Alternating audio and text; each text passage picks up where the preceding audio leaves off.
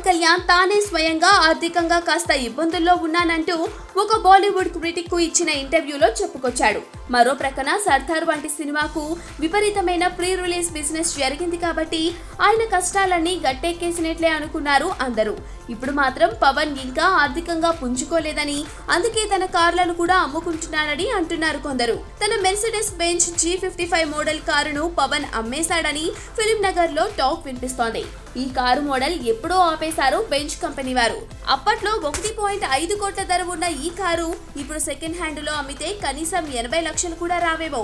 కాకపోతే పవన్ వాడిన కారు అనే బ్రాండ్ వాల్యూతో ధర 1 కోటి వరకు పలికితే పలకొచ్చు. కానీ కేవలం 1 కోటి రూపాయల కోసం దాదాపు 15 కోట్ల పారితోషికం తీసుకుంటున్న పవన్ కారును అమ్మేస్తాడా? అమ్మితే గిమ్మితే కేవలం మరో కొత్త కారు కొనుక్కోవడానికి అయ్యుండొచ్చు, కానీ ఖచ్చితంగా అదేదో ఆర్థిక ఇబ్బందుల వలన మాత్రం కాదు అంటున్నారు ఆయన సన్నిహితులు. పైగా తన స్నేహితుడు శరత్ మరార్ ద్వారా నార్త్ స్టార్ ఎంటర్టైన్మెంట్ బ్యానర్ పై తానే స్వయంగా సినిమాలను ప్రొడ్యూస్ చేస్తున్నాడని వార్తలు వినిపిస్తున్న తరుణంలో కారు అమ్మడం అనేది చాలా చిన్న విషయం.